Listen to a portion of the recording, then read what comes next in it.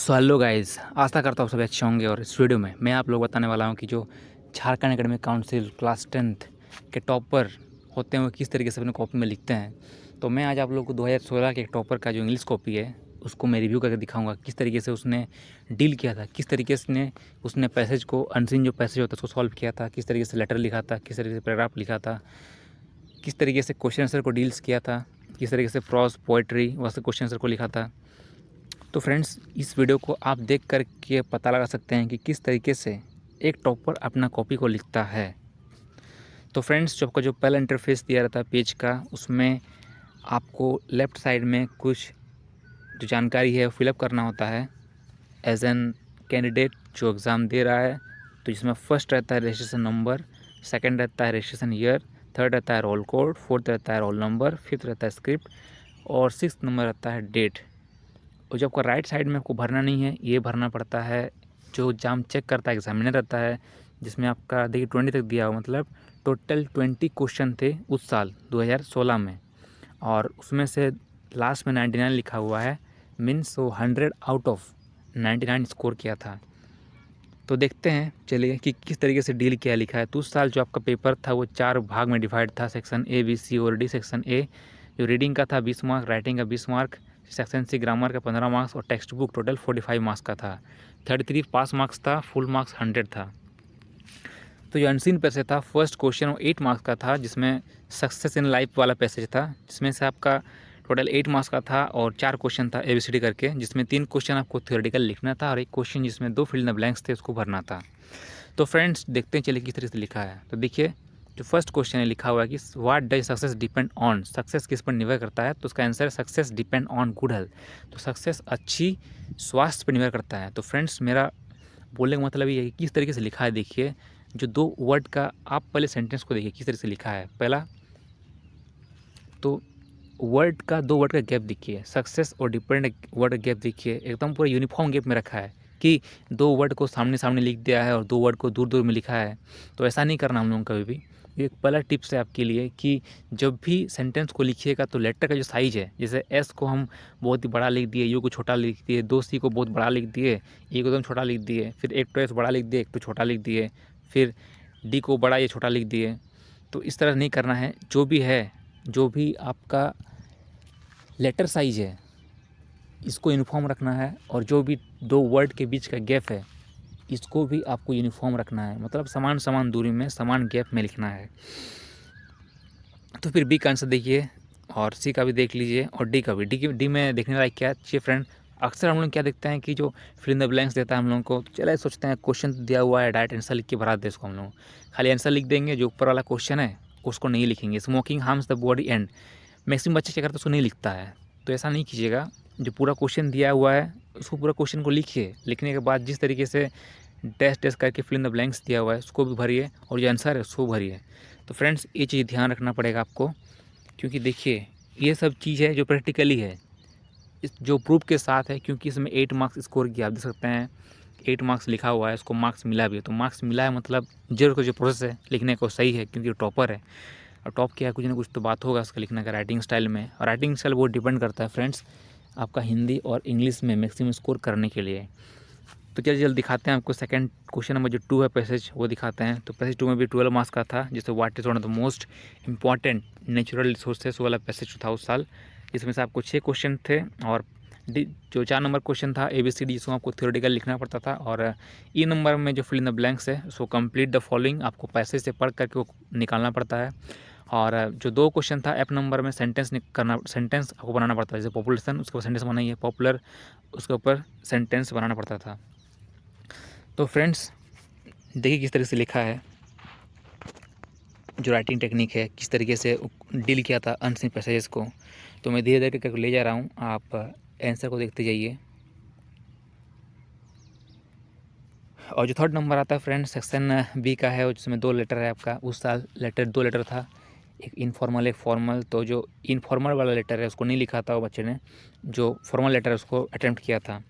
तो जो formal letter था वो था, I letter to the municipal commissioner complaining और the dirt and filth around your colony. 100 word में ये लेटर लिखना था। तो चलिए देखते हैं किस तरह से लिखा है। अक्सर हम लोगों को ये परेशानी होती है जब हम लोग लेटर लिखते हैं कि किस तरीके से, कहाँ से चालू करें और किस तरीके से लिखे, डेट आगे लिखे पीछे लिखे। क्योंकि कोई कोई क्या करता है फ्रेंड्स कि ऊपर डेट लिख देता है, कोई डेट लिखता नहीं है। जैसे इस फ्रेंड अगर डेट नहीं लिखते हैं, क्या कोई दिक्कत है हम लोगों को? तो ये सब सारे जो क्वेश्चन है दिमाग में आता है लिखते वक्त कि कहीं गलती ना हो जाए लेटर लिखते वक्त। क्योंकि हम लोग को अक्सर टीचर ही बोलते हैं कि जो फॉर्मेट होता है वो बहुत ही इंपॉर्टेंट होता है फॉर्मेट लेटर में, क्योंकि उसमें हम लोग बहुत सारा मार्क्स स्कोर कर सकते हैं। तो फ्रेंड्स जो लिखा है इसको देखते हैं चलिए किस तरह से लिखा है। लेटर का अटेम्प्ट किया है to the municipal commissioner Ranchi Jharkhand, फिर subject regarding complaints against the dirt and filth lying around colony, फिर डियर सर लिख के सारा लिखा है जो प्रॉब्लम है उसको एक्सप्रेस किया है। तो फ्रेंड्स देखिए उसने डेट लिखा ही नहीं है, कोई दिक्कत नहीं है, फिर भी उसको फुल मार्क्स मिला है, 8 मार्क्स मिला है। आप देख सकते हैं इसको 8 मार्क्स स्कोर किया है लेकिन डेट नहीं लिखा है फिर भी। फिर 2 के बाद द म्यूनसिपल कमिश्नर कहाँ पे लिखा है देखिए, रांची झारखंड। फिर हम लोग बोला जाता है कि सब्जेक्ट में गैप छोड़ो, इसमें गैप नहीं छोड़ा है, फिर भी कोई दिक्कत नहीं है, उसको मार्क्स मिला है। तो मतलब आप इस तरीके से फॉर्मेट बैठा करके ले सकते हैं, कोई दिक्कत नहीं है, आपको मार्क्स मिल जाता है। लेकिन जब दिक्कत कहाँ है, जब आप पैराग्राफ चेंज किए हैं, जब आप नेक्स्ट पैराग्राफ में लिखते हैं तो वहाँ पे एक लाइन जरूर छोड़ दीजिएगा जिस तरीके से इसने छोड़ा है, और लास्ट में जो योर्स फेथफुली है और अपना नाम है उसको लेफ्ट में लिखिएगा। तो चलते हैं क्वेश्चन नंबर 4 की तरफ, जिसमें आपको लिखना था पैराग्राफ दिया था 3 topic, discipline, my hobby, the happiest day of your life. तो उसमें लिखा था बच्चे ने माय हॉबी के ऊपर जो 60 वर्ड में लिखना है, और इसमें भी 4 मार्क्स स्कोर किया था। इसमें बस खाली एक ठो जो वर्ड गलती गया था फिलोसॉफी का स्पेलिंग था। फिर क्वेश्चन नंबर 5 में उस साल भी और एक पैराग्राफ दिया था, an accident that you have seen not more than 80 word.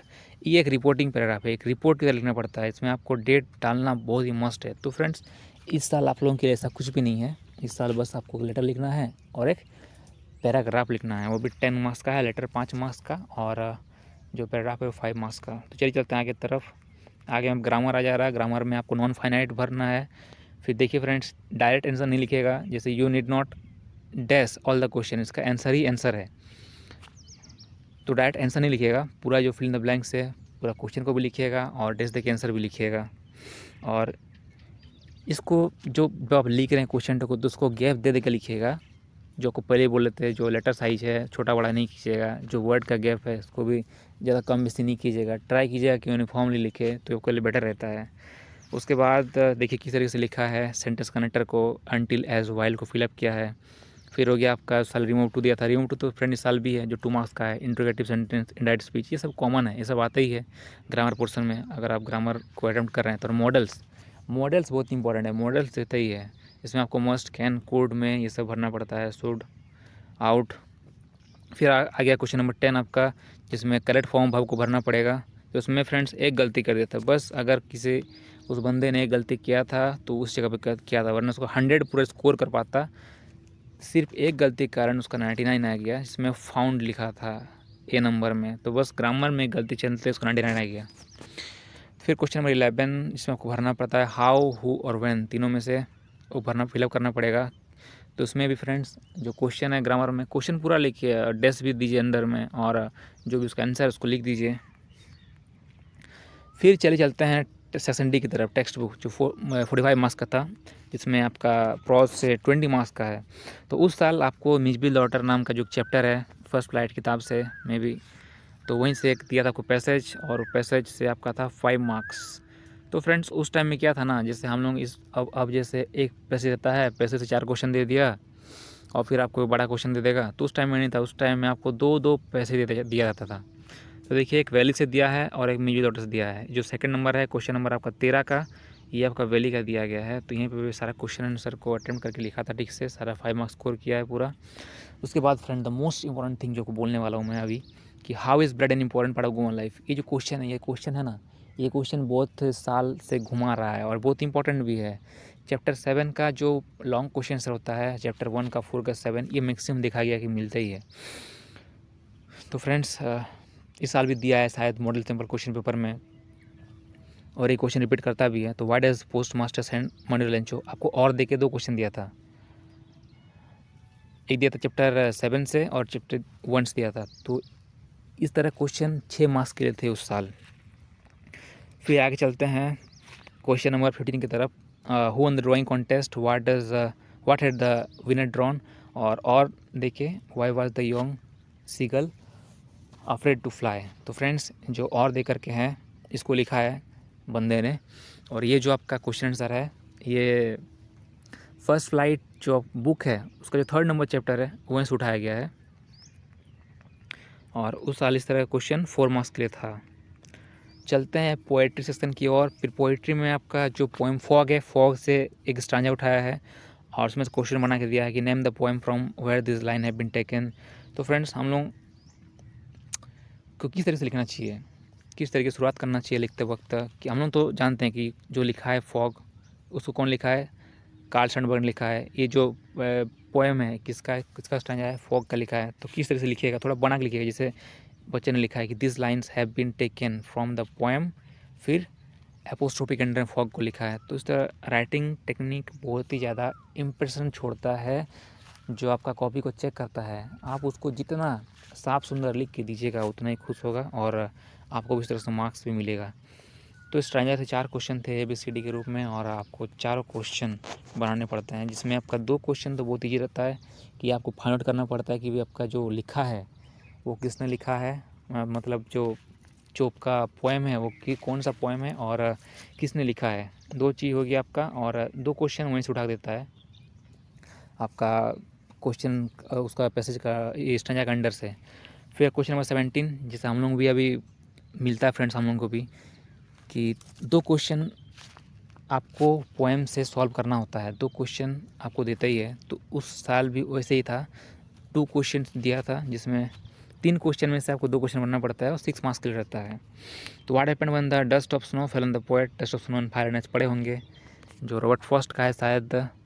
तो वहीं से क्वेश्चन दिया है। फिर where has the boy lost his ball, what is the effect of the loss on his mind, and why does the poet want to turn and live with animals. Friend मैं एक बात बोलना चाहूँगा, जितना भी पास्ट क्वेश्चन है ना matric का उसको एकदम अच्छे से प्रिपेयर कीजिएगा, क्योंकि पोएम का देखा गया अक्सर वही सब क्वेश्चन रिपीट करता है जो सब क्वेश्चन लास्ट ईयर में आया हुआ रहता है। तो देखिए उसको भी अच्छे से अटेम्प्ट किया है और लिखा है सारा चीज़। उसमें भी पूरा आपका 6 मार्क्स मिला है, 3 मार्क्स का था। फिर एट लास्ट एक character sketch. Friends character sketch बहुत इंपॉर्टेंट है और ये उस साल 8 मार्क्स का था, जिसे इस साल 5 मार्क्स का है, 3 मार्क्स रिड्यूस कर दिया है। तो इस साल हो सकता है कि आपका जो नंबर ऑफ वर्ड्स है वो कम हो, आपको कम छोटा लिखना पड़े थोड़ा, इसी कारण से। तो फ्रेंड्स कुछ इम्पोर्टेंट आपका ये है, मतलब कैरेक्टर स्केच है, जिसमें आपका हो गया बोली हो गया, मटिल्डा हो गया, फिर ग्रिफिन हो गया, अनिल हो गया, हरी सिंह हो गया। तो ये सब बहुत इंपॉर्टेंट है और ये सब फिक्स्ड क्वेश्चन है। 4-5 पढ़ लीजिएगा तो 5 से 8 नंबर कहीं जाएगा नहीं, आपके पास ही रहेगा। तो फ्रेंड्स उस साल और एक क्वेश्चन दिया था, टोटल 3 क्वेश्चन था वो पतला किताब से सप्लीमेंट्री रीडर से। तो question number 19, why was Matilda unhappy. तो फ्रेंड्स ये वाला क्वेश्चन जो है ये भी बहुत इंपॉर्टेंट है, ये लगातार रिपीटेड क्वेश्चन है, आ रहा है आता रहेगा भी, इस तरह क्वेश्चन है। तो ये 4 मार्क्स का था। और जो लास्ट नंबर क्वेश्चन है question number 20, how did Max enter Oswell room, why did he do so, और जो आपका और दे करके how did Eve writes mother encourage him, ये क्वेश्चन आपका 3 मार्क्स का था। तो फ्रेंड्स आप देखे होंगे और देख रहे हैं कि किस तरीके से बच्चे ने लिखा है कॉपी को, किस तरह से हैंड राइटिंग है, किस तरीके से आंसर दिया है। देखिए आंसर तो आपको खुद याद कर रखना पड़ेगा, लिखना है। अगर ज़्यादा स्कोर करना चाहते हैं तो आप हल्के लिखिए, स्लो लिखिए, मतलब आपका जो राइटिंग स्टाइल है एकदम पूरा क्लियर होना चाहिए। जो आप बता रहे हैं उसको आप खुद में क्लियर हो, जितना उसको आप स्लो वर्ड में या फिर जितना वो लाइटली आपका कंटेंट को समझ पाएगा आपका मार्क्स उतना ही अट्रैक्ट होता है। ज़्यादा गंदा नहीं कीजिए कॉपी को, अच्छे से लिखिएगा। तो एग्ज़ाम्स के लिए आपको बहुत सारी शुभकामनाएं, अच्छे से एग्ज़ाम दीजिए, प्रिपेयर कीजिए। और बस वीडियो यहीं तक था। आप लोग को देखने के लिए बड़ा धन्यवाद।